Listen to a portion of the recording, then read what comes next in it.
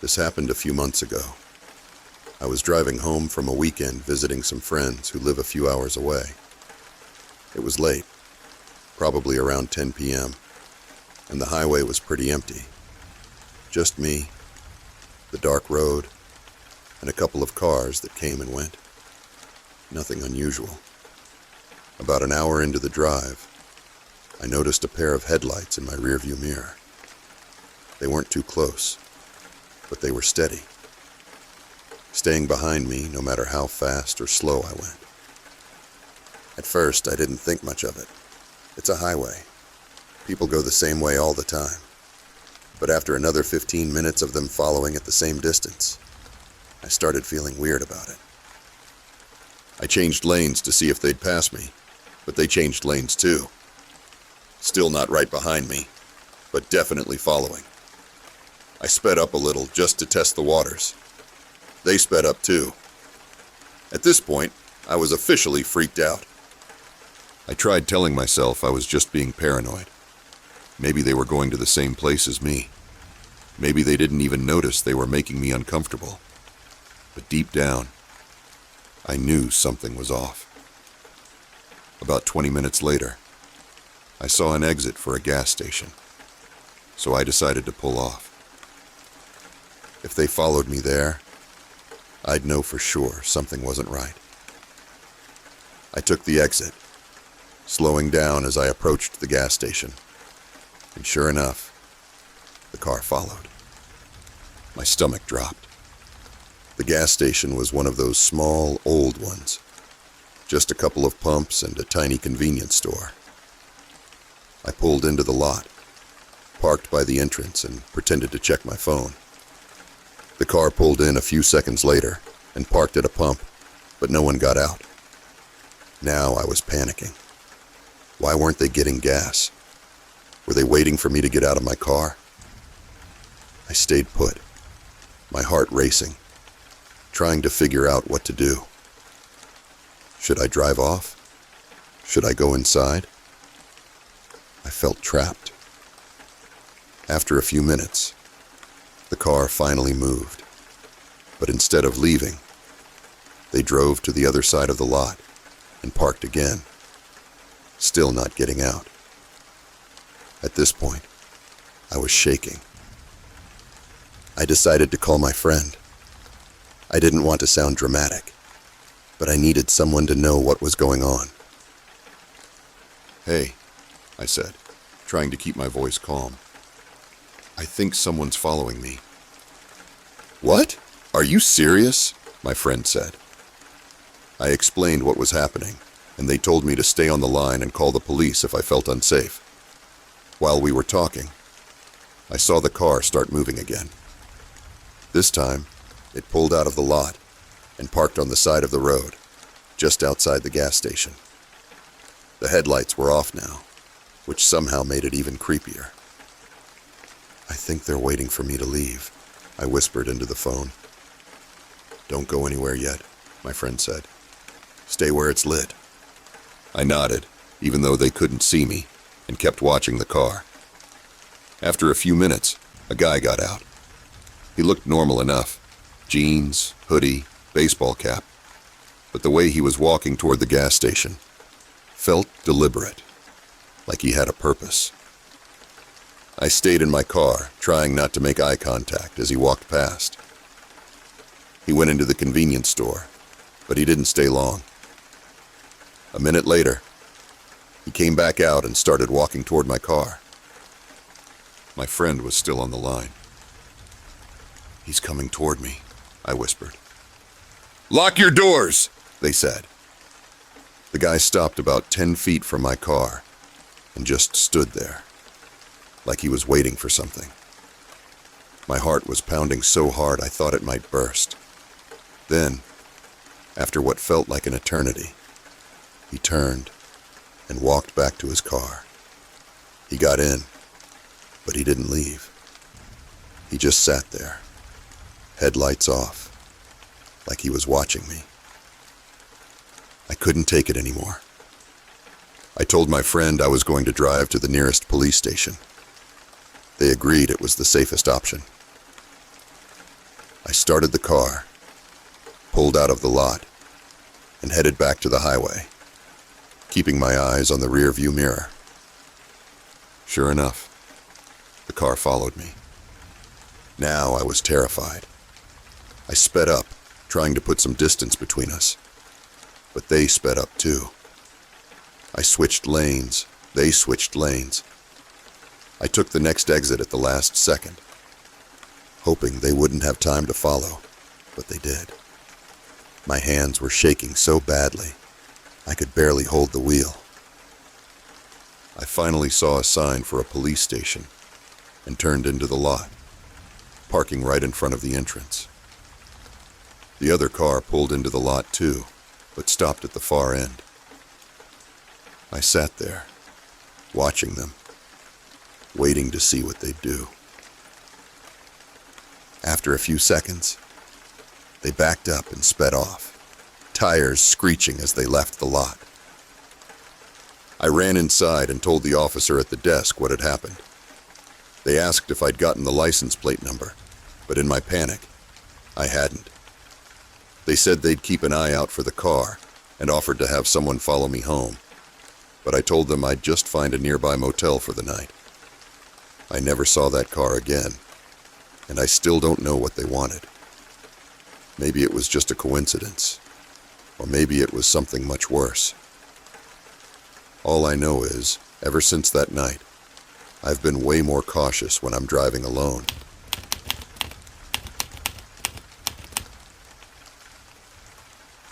So, last summer, my buddy Ryan and I decided to go on a road trip. Nothing crazy, just a couple of guys hitting the road for a few days to get away from work and all the stress. We didn't have a set plan. Just drive, crash at motels, see some sights, and enjoy the freedom. You know, typical road trip vibes. The first couple of days were awesome. We hit some small diners, took a ton of dumb photos with roadside attractions, and just soaked it all in. It felt like one of those trips you'd remember forever. But then, things got weird. It was our second night, and we were driving down this long, empty stretch of road somewhere out in the middle of nowhere. The GPS had rerouted us because of some construction, so we were on this back road. 2 lanes, no lights, and no other cars. Just us, the trees, and the occasional house way off in the distance. It was getting late, close to midnight, when we saw someone on the side of the road. A guy. He was just standing there, holding out his thumb. Ryan slowed down immediately. "Should we stop?" No, I said. "It's creepy. Let's keep going." "What if he needs help?" Ryan said, glancing at me. I shook my head. "There's no way this ends well. Just keep driving." So, Ryan sped up, and as we passed him, I glanced out the window. The guy was tall, wearing a dark jacket and jeans with a backpack over one shoulder. But what got me was his face. He was staring right at me, like not at the car, but directly at me. It wasn't an angry look, but it wasn't normal either. It was blank, like he was studying me or something. It gave me chills. I turned back to Ryan. "That was weird, right?" Ryan shrugged. "He probably just needs a ride." "Yeah, well, he's not getting one from us," I said, trying to laugh it off. But honestly, I couldn't stop thinking about it. About 10 minutes later, we saw a gas station. It was the only thing we'd come across for miles, so we decided to stop, grab some snacks, and stretch our legs. The place was old and run down, with one flickering light over the pumps and a tiny convenience store that looked like it hadn't been updated since the 90s. While we were inside grabbing chips and drinks, I happened to glance out the window. And guess who I saw?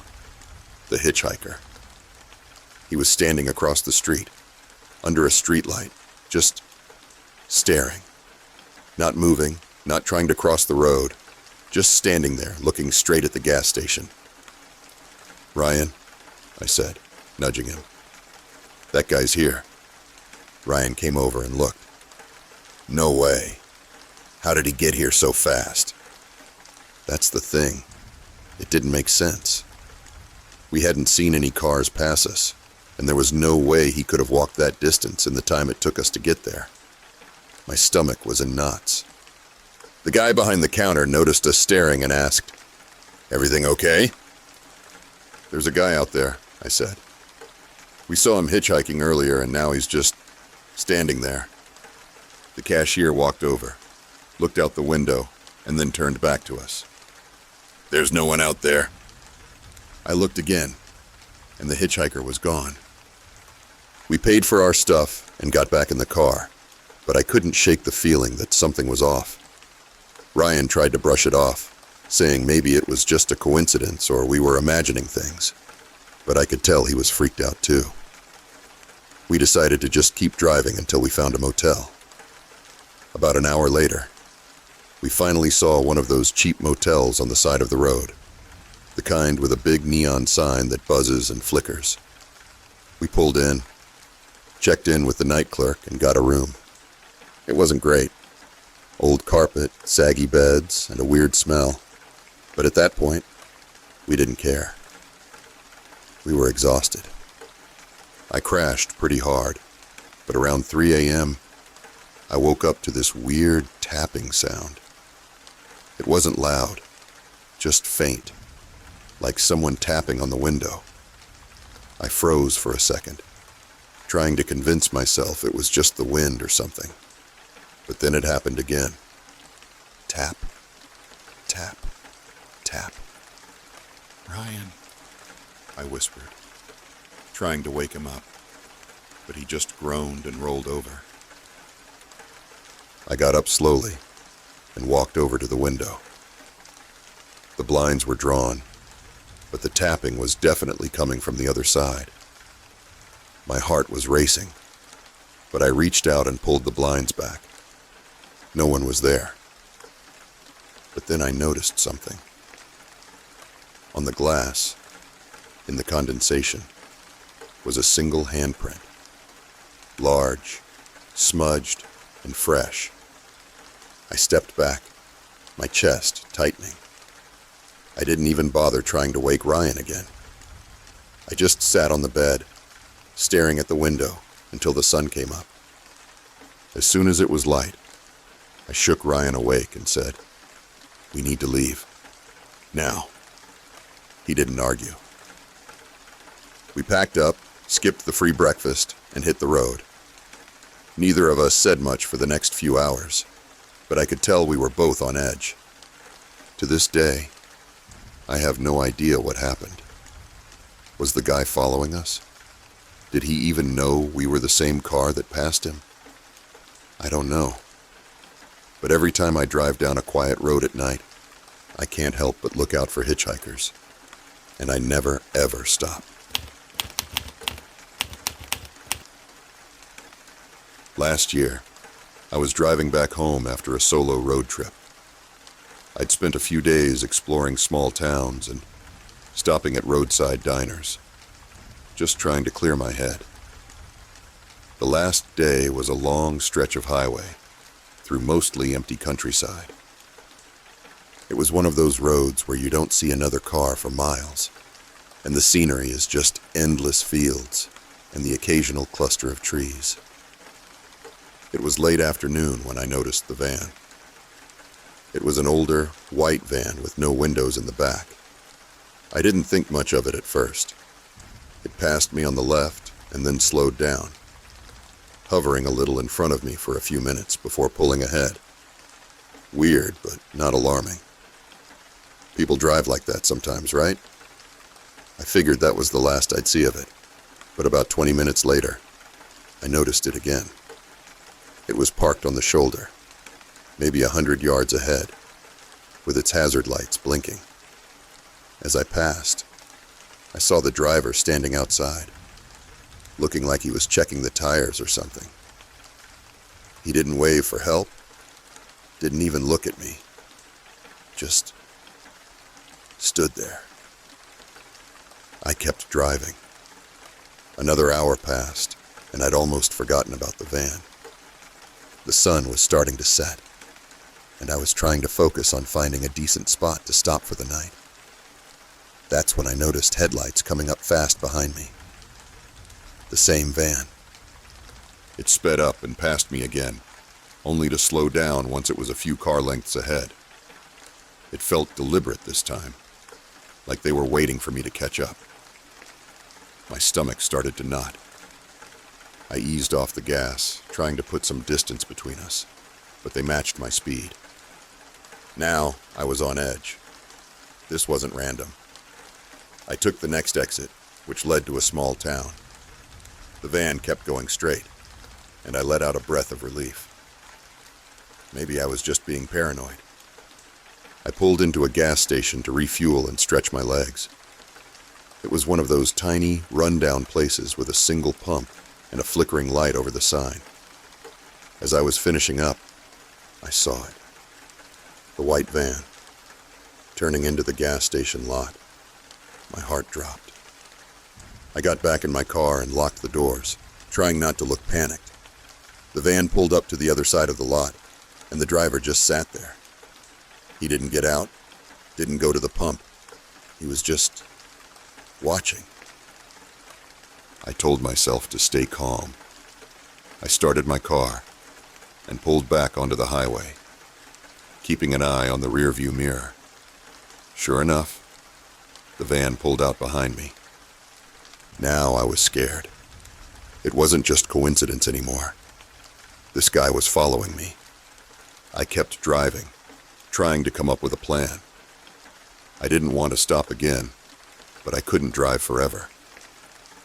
I sped up, hoping to lose him, but the van sped up too. No matter how fast I went, he stayed right on my tail. Then he started flashing his high beams.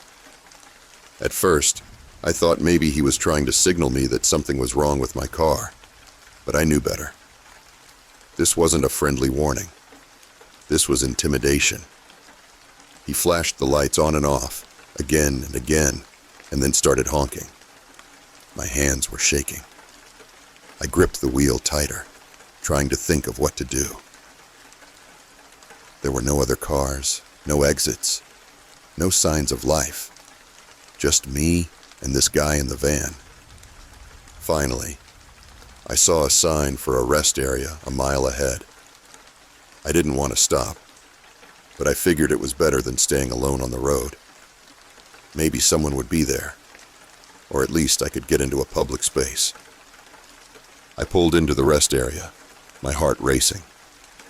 It was mostly empty, just a couple of cars parked near the bathrooms, and a trucker asleep in his rig. I parked close to the other cars, hoping for safety in numbers. The van pulled in right behind me. The driver didn't park, though. He just stopped in the middle of the lot, his headlights glaring into my car. The engine was still running, and I could see his silhouette behind the wheel. He wasn't getting out, but he wasn't leaving either. I grabbed my phone and called 911. My voice was shaking as I told the operator what was happening. She told me to stay in the car, keep the doors locked, and wait for the police. She stayed on the line with me, asking for details about the van and the driver, but I couldn't see much through the glare of the headlights. Minutes felt like hours. The van just sat there, engine idling, headlights burning into my windshield. I could feel my chest tightening, panic setting in.